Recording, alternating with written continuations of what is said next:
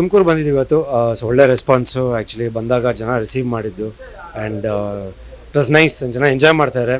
Comedy timing ಮಂಜು ಪಾವ್ ಗೌಡ ಅವ್ರದ್ದು ತುಂಬ enjoy ಮಾಡಿದ್ರು. ಆಮೇಲೆ ನಮ್ಮ ಇಂಟ್ರಡಕ್ಷನ್ನು, ಆಮೇಲೆ ಕಥೆನ ತುಂಬ ಕುತೂಹಲದಿಂದ ಕುತ್ಕೊಂಡು ನೋಡ್ತಾ ಇದ್ದಾರೆ.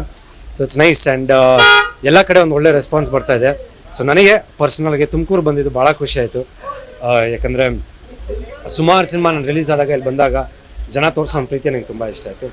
ಸೊ ಅದೇ ಥರ ನಾನು ಎಲ್ರಿಗೂ ಕೇಳೋದಿಷ್ಟೇ, ಸಿನಿಮಾ ರಿಲೀಸ್ ಆಗಿದೆ, ಬನ್ನಿ ಮಾರುತಿ ಥಿಯೇಟ್ರಲ್ಲಿ ಸಿನಿಮಾ ರಿಲೀಸ್ ಆಗುತ್ತೆ, ಸಿನಿಮಾ ನೋಡಿ. Thank you sir. ಸಾಕಷ್ಟು ಮೂವಿಗಳು ರಿಲೀಸ್ ಆಗ್ತಿದೆ, ಇದೇ ಮೂವಿ ಏನಕ್ಕೆ ನೋಡಬೇಕು ಸರ್? ಒಂದು ಮೆಸೇಜ್ ಇದೆ ಆ ಕಥೆನಲ್ಲಿ.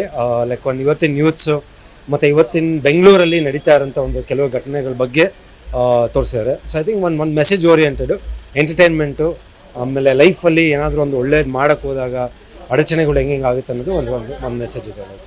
ಸರ್, ಈ ಮೂವಿಯಲ್ಲಿ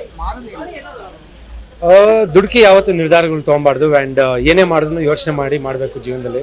ಆ್ಯಂಡ್ ಪ್ರತಿಯೊಂದು ಹೆಜ್ಜೆನೂ ತುಂಬ ಇಂಪಾರ್ಟೆಂಟ್ ಅಂತ ಹೇಳಕ್ಕೆ ಇಷ್ಟಪಡ್ತೀನಿ. ಈ ಜನತೆ ಪ್ರೀತಿ ಬಗ್ಗೆ ಏನು ಹೇಳಕ್ಕೆ ಇಷ್ಟಪಡ್ತೀರಾ? ಸರಿ, ಜನತೆ ಪ್ರೀತಿ ಬಗ್ಗೆ ಏನು ಹೇಳಕ್ಕೆ ಇಷ್ಟಪಡ್ತೀರಾ ಸರ್? ಪ್ರೀತಿ ಬಗ್ಗೆ, ಅಭಿಮಾನಿಗಳ ಪ್ರೀತಿ ಬಗ್ಗೆ ಒಂದು 17 ವರ್ಷ ಕನ್ನಡ ಚಿತ್ರರಂಗದಲ್ಲಿ ಸತತವಾಗಿ ಕೆಲಸ ಮಾಡ್ಕೊಂಡು ಬಂದೀನಿ.